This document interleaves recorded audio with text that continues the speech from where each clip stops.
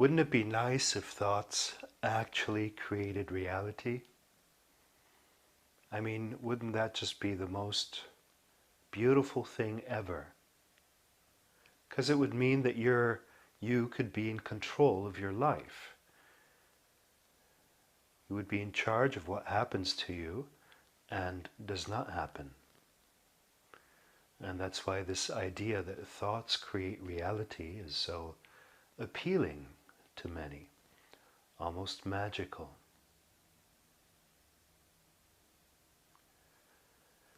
I mean, if your thoughts really created reality, wouldn't that mean that you can just say, all right, I'm a billionaire, not even a multi-millionaire, a billionaire, a multi-billionaire, okay, and I just thought the thought, and then it comes to be, then it manifests. Boy, wouldn't that be something?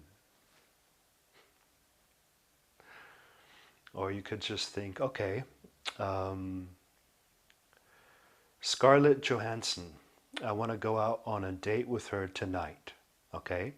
And that date should begin with a kiss, a long, drawn-out kiss.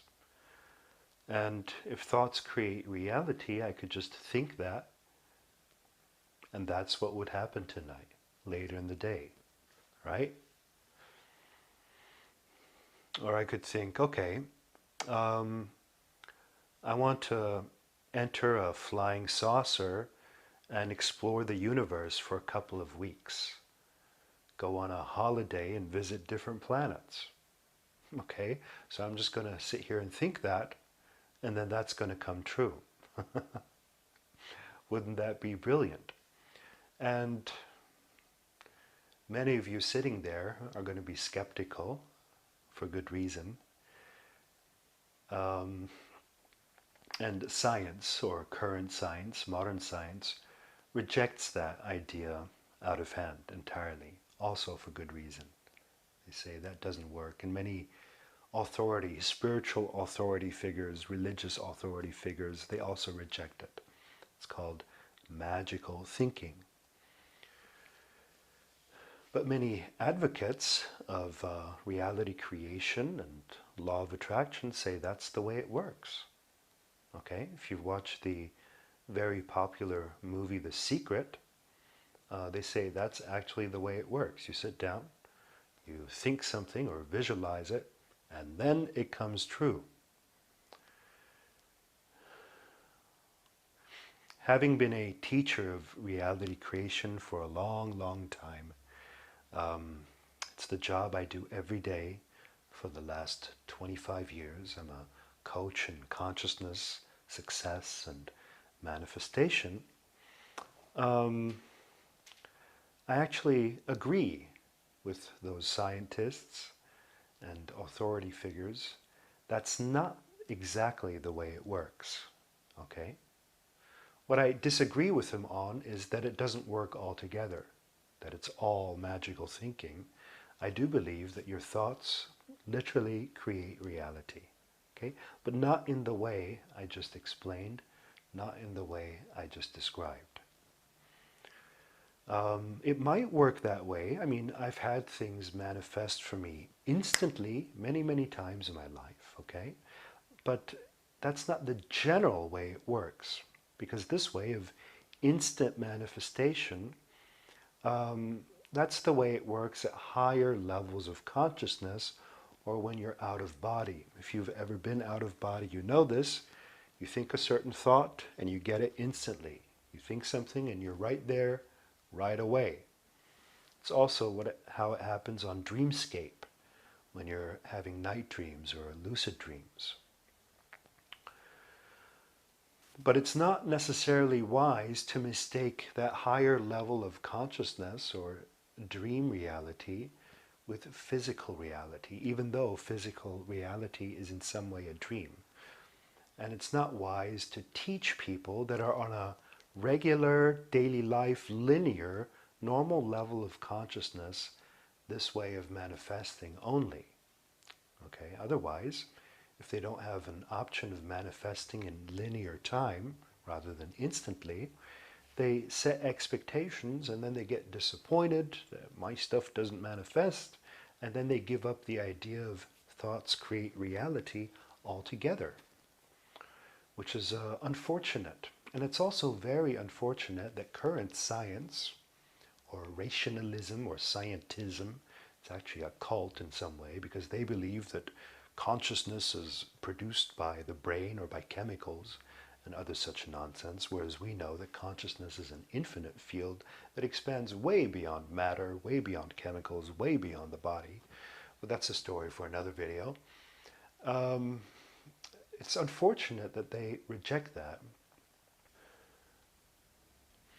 So, how does it actually work in my expert view?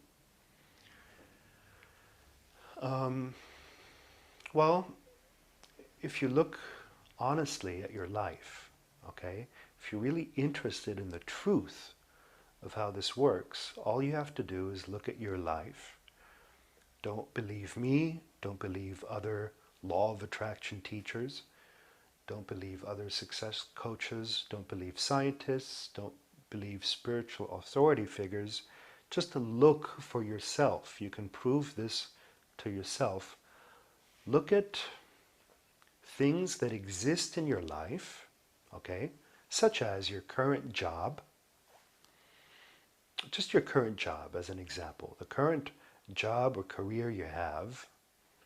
And then trace that back and look how it started, how it first started before that job came to be.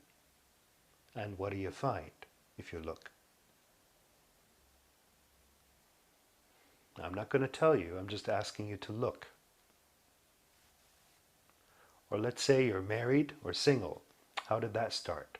If you trace it back before you were married, before you were single, how did it start? What was the beginning? I'd suggest that in 99% of the cases, it's easy to see that it began with a small thought. It began with a consideration.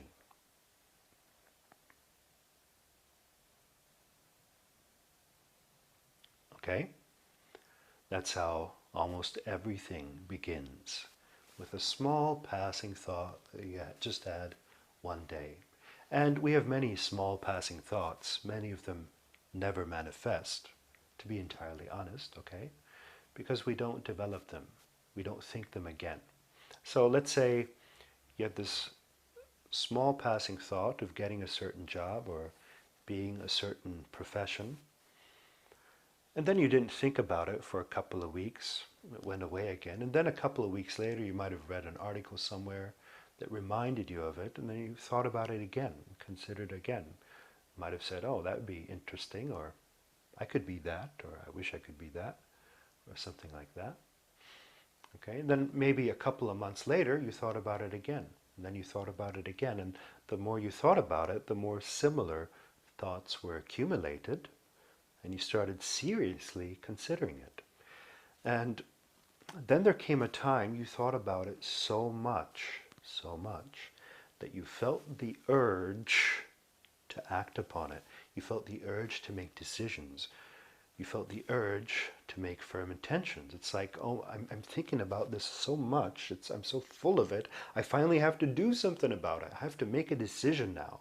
Enough is enough. Okay, and that's when the thought started becoming a dominant thought, and it started to take root in your subconscious. That means you started feeling it, and you started perceiving things related to it, noticing shows and articles and conversations and objects and stuff related to it. And finally, the thought became so dominant that you felt compelled to decide, okay, to make decisions in certain directions, not in other directions. Felt compelled to act upon those thoughts. So that's a beautiful truth-finding exercise. If you're really interested in the truth of how reality is created, all you have to do is really look, take a close and honest look at how what you've already created, what's already in your life, actually came to be. originally, regardless of whether it's negative or positive. Okay, so let's say you're married, for example, and you're pretending that you don't enjoy your marriage, for example. I'd say, well, there was a day that you really wanted that, or you really resisted it. Both is attention on marriage. So you might have said, you might have had a small thought, I could get married, or I want to get married, or it'd be nice if I'd married, or even, I never want to get married. You see, I never want to get married is also attention on marriage. And eventually you thought about a certain person that you wanted to marry, for example, so often, you were so full of that person that you just had to act. And then if that person also thought about you all the time, those two dominant thoughts eventually led to this, to the merging of you two. Now, if you got rejected by that person, your mind would even go even more crazy and go like, oh my God, I got rejected. I really have to do this now. Okay, I'll find somebody else. I really have to achieve this or whatever. So both positive and negative events form us in the direction of certain realities. That's how everything came to be, and I find that profoundly important and profoundly interesting. Okay, so the normal reality creation process is usually a long linear time and a little bit longer. Okay, it takes a little bit longer than that instantaneous manifestation they tell you about in all these movies and books. This magical thinking type of new agey type of thinking that insists that you can manifest it now, which puts many people under undue pressure, by the way. Totally unnecessary to teach that that's the only good way to manifest. It's just one way that sometimes works and sometimes doesn't. But you want a reliable method that always works? Well, that's it. It starts with a little thought, more thinking of it, more thinking about it, more thinking as it, eventually turns to emotion, that eventually turns to decisions and intentions, which eventually turn to actions, and at the end you have a reality. I have a whole video on this called The Reality Creation Process that I published a couple of years ago that explains it quite well and lucidly. Okay? Now my job as a reality creation coach is to shorten that process, because often, if it happens sort of semi or subconsciously, it can take years for something to manifest, with many ups and downs, many deciding differently and not being firm in one's decisions, going back and forth between different thoughts. And it can take years and years for something to manifest, and my job is simply to shorten it by helping people to stay focused on one thing, for example. That's one way to shorten it. Another way to shorten it is to put yourself into the place of the wish already fulfilled, to skip the whole process and just put yourself there and remain there as long as possible and act and decide from that place, because your decisions will be entirely different, and so forth and so on. Okay, I have several books on the topic of how to speed up that process. And that's why I love my career so much. That's why I've chosen it. And that's why I've stuck with the career of being a reality creation coach, regardless of the many ups and downs, regardless of outside criticism, regardless of moments of doubt, regardless of my own lack of abundance back in the day. I just stuck with it because I knew it's the right thing. I knew it works. I knew it's a beautiful and mysterious process. Even to me now, having been doing this for the last 20 years, it's still mysterious how it works. It always works different than one expects, but work it does. Okay? So knowing that thoughts actually do create reality, and that it doesn't have to be a matter of years. With the right attitude, it can be shortened so that it's just a matter of months or even weeks, sometimes even days, sometimes even hours, and yes, sometimes even instantly, I confess. That's just the most amazing thing somebody can learn, in my view. That's why I've made it my career. I've enjoyed the process so much. It's given me so much. It's actually given me everything. The reality creation process has given me perfect health. My health is just absolutely perfect and has been for a long time. No injuries, none of that. I have healthy sleep. I feel good in my body.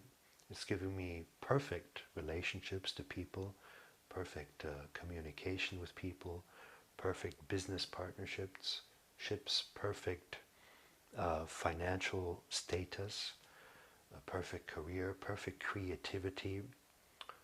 Everything I have, I attribute to practicing reality creation myself. So, knowing that thoughts create reality, you can see that the main problem is just having too many thoughts.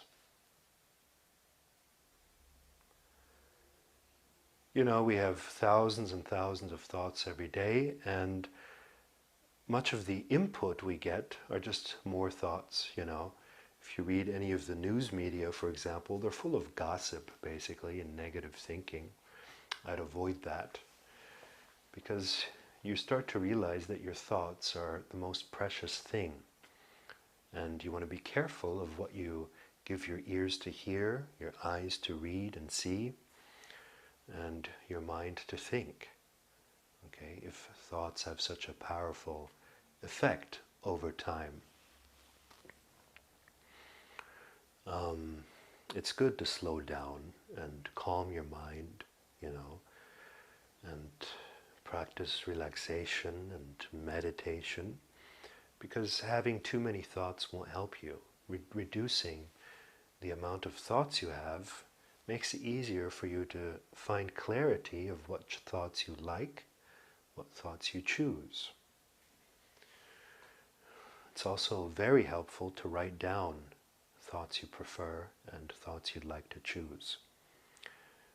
It's also helpful to speak them. Writing and speaking are like physicalizing your thoughts, making them more physical and dense.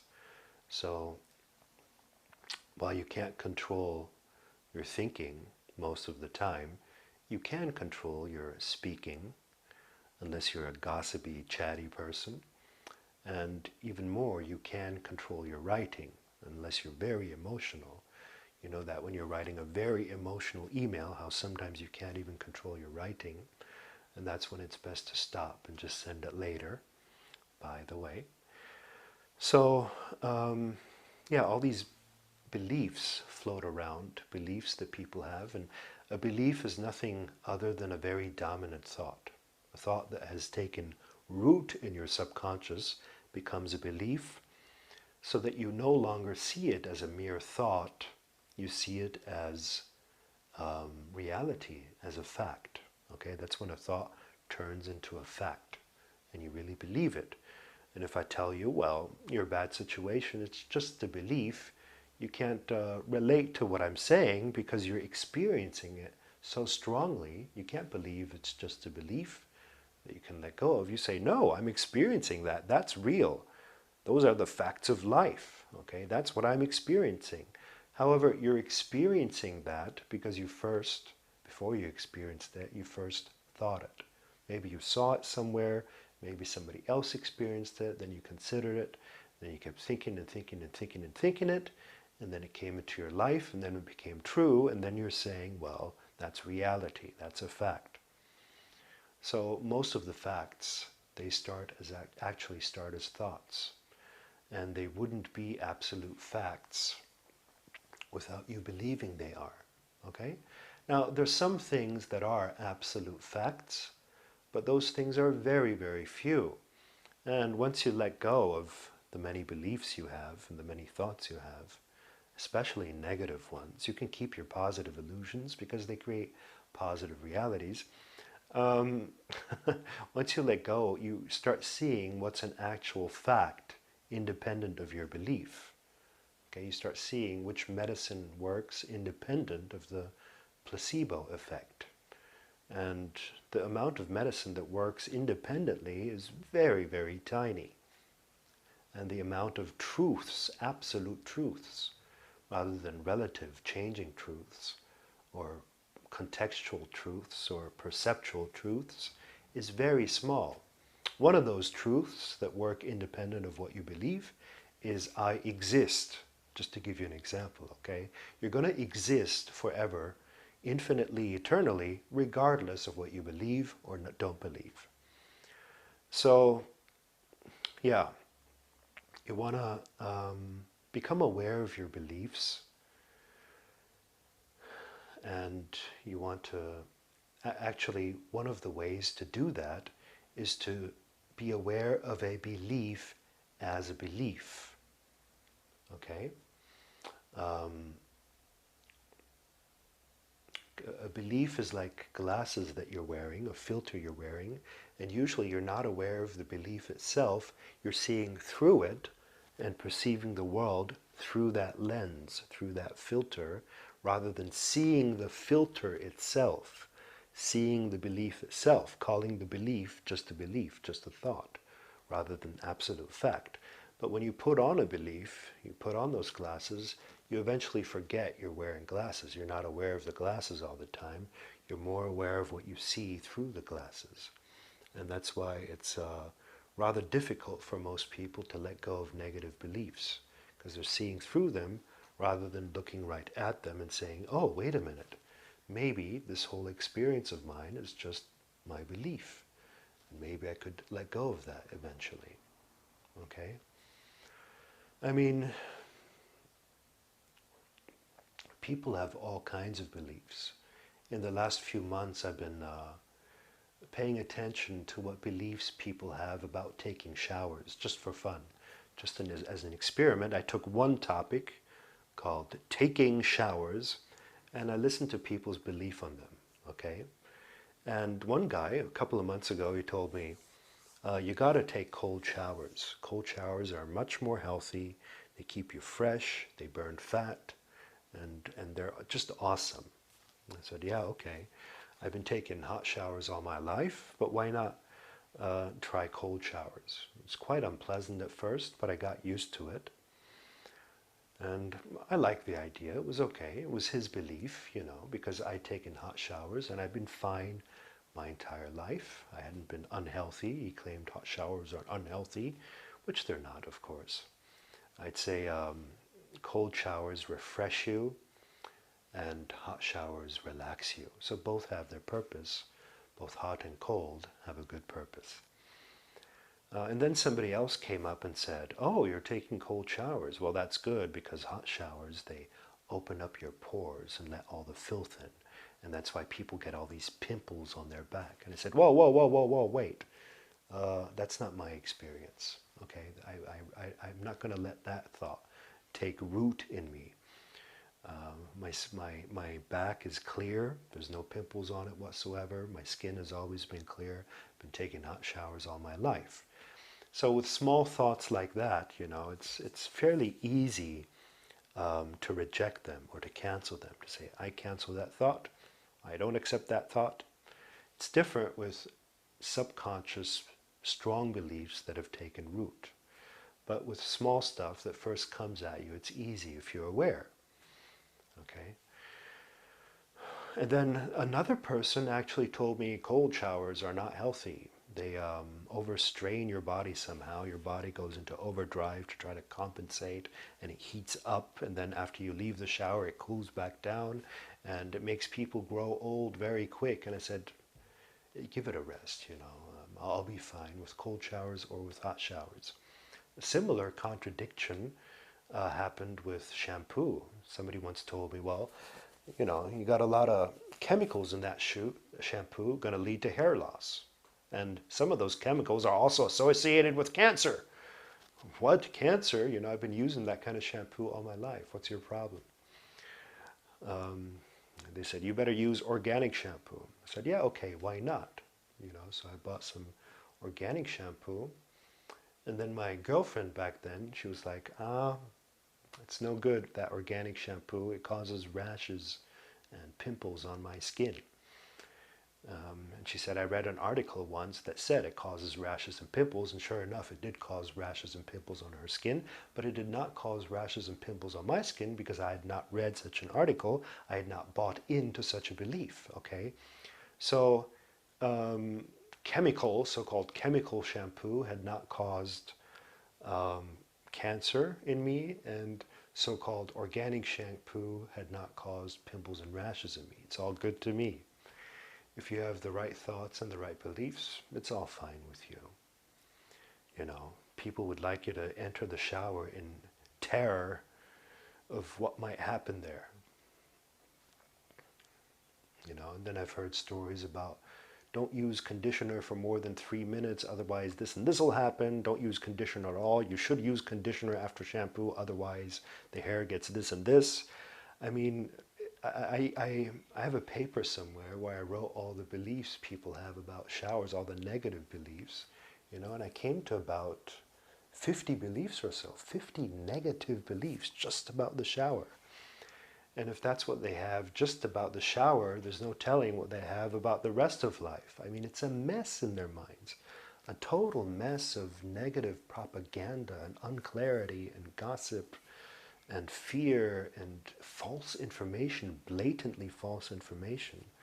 I mean, in the last few months, I've been reading different newspapers a lot just to examine what's in the world mind, in mass consciousness, and I can't believe, it's hard for me to fathom the amount of false, blatantly false information in so-called news media. And, you know, and to feel the negative intentions of various journalists, it's just amazing to me.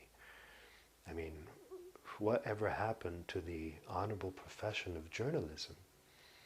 Anyway, that's just the way mass consciousness works in general, at a certain level of consciousness that we're at, and it used to be worse, okay?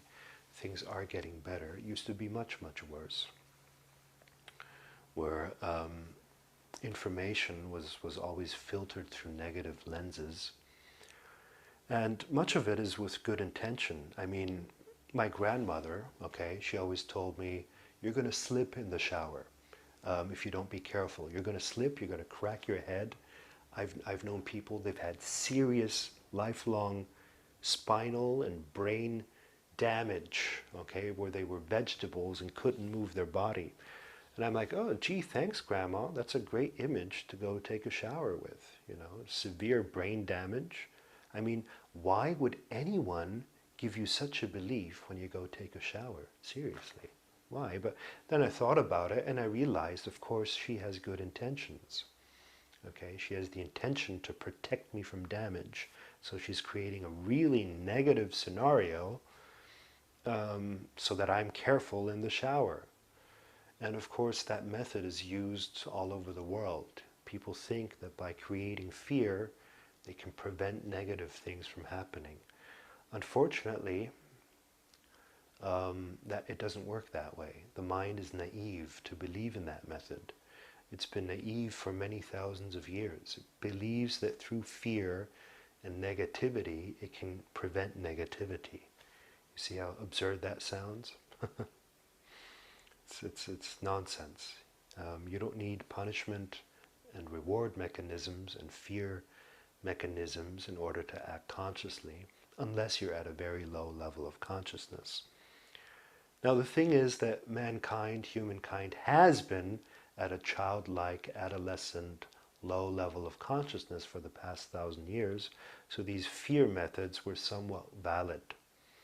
Okay, but as you mature and you're no longer a child in your mentality and consciousness, you're a responsible human being, you no longer need threats of negative, threats of fear, and threats of punishment in order to act appropriately. Okay, I wouldn't need my grandma to tell me that in order to consciously move in the shower, because I'm a conscious person. I'm not a hectic person or a tense person or a fearful person, so I'm not going to slip. And even if I'm slip, I'm calm enough to catch myself while I slip. And that's how, at a higher level of consciousness, you don't need fear programming.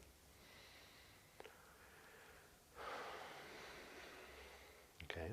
And if she knew that, if she knew that it's not helping, she'd say, "Dear grandson, taking a shower can be wonderfully refreshing. It can reset your attitude. It can make your day. It can separate you from negative energies. You just wash them off. That beautiful scent of the shampoo will take you to paradise. You know, the cold showers will refresh you. The warm showers will relax you. Neither is bad."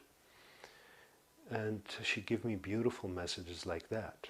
And that's basically my job as a reality creation coach, because people always bring up these horrible stories, these narratives that they've spun, and they keep repeating. And I get them by email, I get them by phone, get them by Skype, get them in person.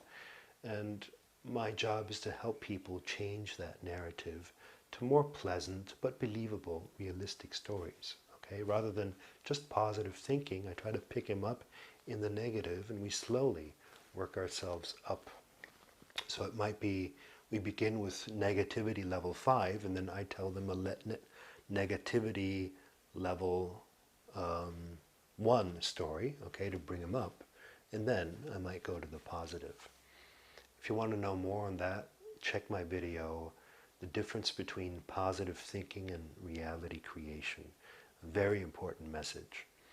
So in any case, that's what you're dealing with, okay? I just listed a few beliefs regarding shower.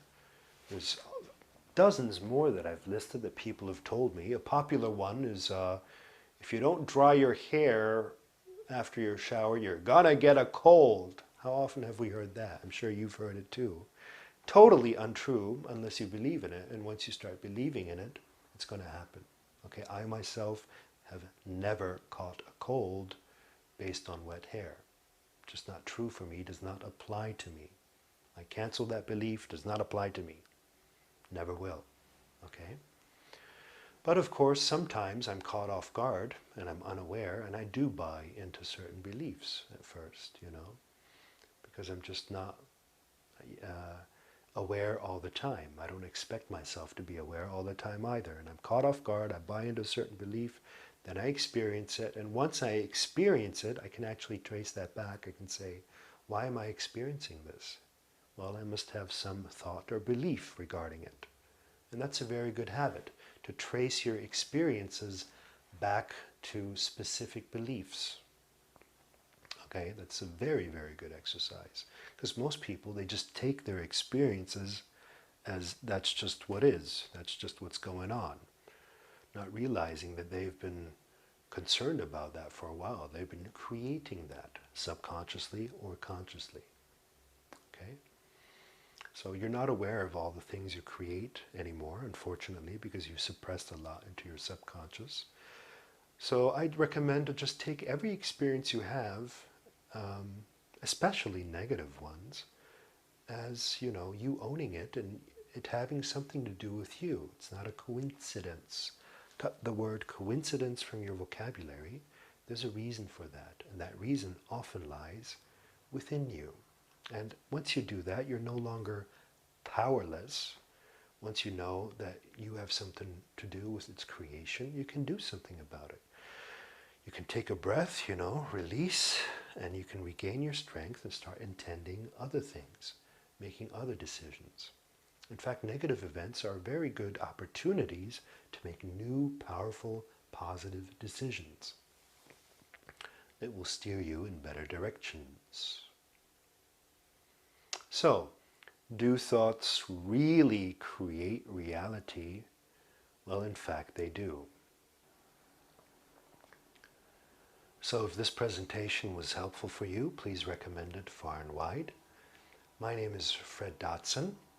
I'm the author of the book Reality Creation and Manifestation, Parallel Realities of Self, Success Attracts Success, and many others, as well as the next level, the video course, Reality Creation and Manifestation, as well as the live seminar, Reality Creation.